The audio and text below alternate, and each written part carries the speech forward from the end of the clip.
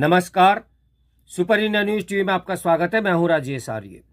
आइए देखते हैं आज का विशेष समाचार। स्तरहीन शिक्षा से पनपते कोचिंग केंद्र।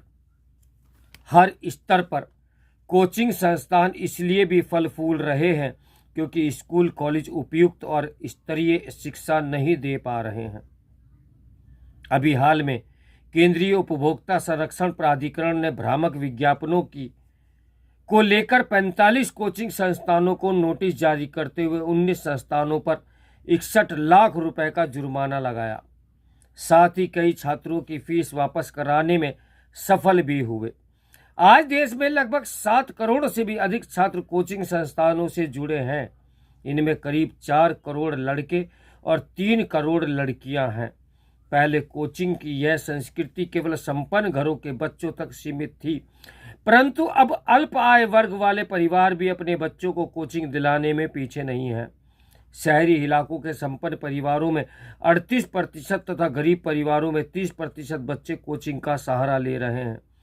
एनजीओ प्रथम की रिपोर्ट बताती है कि वर्तमान में 1 से 8वीं तक की कक्षा में पढ़ने वाले बच्चे सरकारी स्कूलों के 31% तथा प्राइवेट बच्चों के 30% बच्चे कोचिंग के लिए जाते हैं।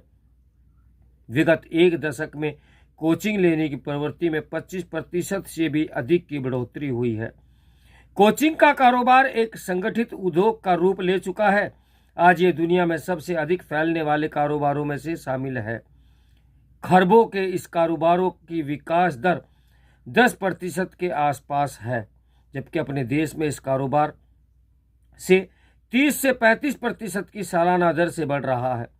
पुणे के कंसल्टेंसी फर्म इन्फिलिशियस ग्लोबल रिसर्च की 2023 की रिपोर्ट में कहा गया है कि भारत में कोचिंग उद्योग से जुड़ा कारोबार विगत वर्षों में 58,000 करोड़ से भी अधिक का हो गया है। अनुमान लगाया गया है कि आने वाले 5 वर्षों में यह कारोबार 1.35 लाख करोड़ रुपए तक पहुंच जाएगा। इसी संदर्भ में शिक्षा मंत्रालय भी एक विशेषज्ञ समिति की रिपोर्ट में कहा गया है कि IIT JEE की तैयारी कराने वाले कोचिंग संस्थानों का सालाना कारोबार करीब 24,000 करोड़ रुपए का है। इस समिति का मत है कि स्कूलों में कमजोर पढ़ाई का लाभ ही कोचिंग संस्थान उठा रहे हैं।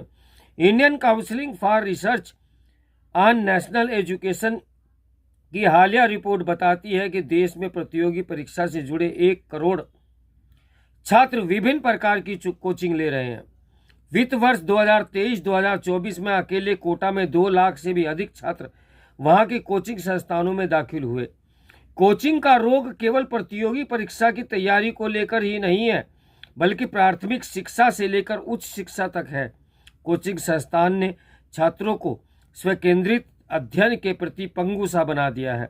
स्थिति यह है कि कस्बों एवं नगरों तक के हजारों छात्र अक्सर सड़कों के किनारे लगे आकर्षक और कई बार भ्रामक विज्ञापन देखकर अपने मन में डॉक्टर, इंजीनियर, अफसर आदि बनने का सपना लेकर कोचिंग समूह के जाल में फंस जाते हैं। अपने बच्चों के सपनों को पूरा करने के लिए माँ बाप अपनी जमीन जायदाद तक बेच देते हैं। कोचिंग केंद्रों में साल दर साल पढ़ने के बाद भी जब निराशा हाथ लगती है तो कुछ बच्चे आत्मघात को मजबूर हो जाते हैं। कोटा इसका सबसे बड़ा उदाहरण है। सुपर इंडिया न्यूज टीवी भी कम से कम दर्जन भर समाचार इस प्रकार के निकाल चुका है, जहां हर साल 20 से 25 छात्र आत्महत्या कर लेते हैं। कोचिंग के बदले बढ़ते चलन के कारणों पर निगाह डालने से यह सामने आता है कि स्कूल और कॉलेज परिसर की शिक्षा में भरोसा धीरे धीरे उठ रहा है। एनुअल स्टेटस ऑफ एजुकेशन से जुड़ी कई रिपोर्ट इसकी गवाह है कि बच्चों पर पाठ्यक्रम का बोझ, शिक्षकों की कमी और गुणवत्ता का अभाव जैसे कारक कोचिंग के ढांचे को और मजबूत करने का कार्य कर रहे हैं। शायद इसी वजह से भारत आज इस कोचिंग की दुनिया का सिरमौर बन गया है। आज कोचिंग का अर्थ छात्रों को केवल अतिरिक्त ज्ञान देना ही नहीं रह गया, बल्कि छात्रों को परीक्षा पास कराने के गुर सिखाने और अच्छे अंक लाने का माध्यम भी हो गया है। इसलिए अभिभावकों की कोचिंग व्यवस्था पर निर्भरता तेजी से बढ़ रही है।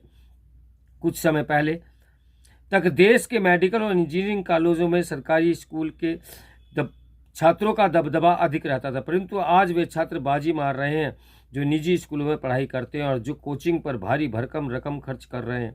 इस धनोन्मुख कोचिंग व्यवसाय से शिक्षक और छात्रों का आपसी संवाद टूट रहा है। साथ में एक नई शैक्षिक परिपाटी के चलन से गैर बराबरी के बढ़ने का बड़ा खतरा भी पैदा हो गया है। इसलिए कोचिंग से जुड़े वर्तमान आंकड़ों को नज़रअंदाज करना ठीक नहीं है। देश की शिक्षा में योग्य और प्रतिबद्ध शिक्षकों और उसके बुनियादी तंत्र को कोचिंग विहीन शैक्षिक श्रेष्ठता के आधार पर विकसित करने की बड़ी ज़रूरत है। ध्यान यह भी रहना चाहिए कि कोचिंग शिक्षा की बुनियाद कैरियर का मजबूत भवन नहीं बना सकती। कोचिंग सेंटर्स विनियमन एवं नियंत्रण अधिनियम 2007 के तहत केंद्र सरकार के उच्च शिक्षा विभाग द्वारा कोचिंग केंद्रों के पंजीकरण और विनियमन के लिए दिशा निर्देश दिए गए हैं, परंतु केवल इतना ही काफ़ी नहीं। इस कानून से जुड़े दिशा निर्देशों का सख्ती से पालन कराकर ही कोचिंग केंद्रों की मनमानी के साथ साथ उनके भ्रामक विज्ञापनों पर लगाम लगाकर भावी कर्णधारों को राहत पहुंचाई जा सकती है। तो मेरे साथ बने रहे सुपर इंडिया न्यूज़ टीवी की ब्रेकिंग न्यूज के लिए। नमस्कार, मैं हूं राजेश आर्या।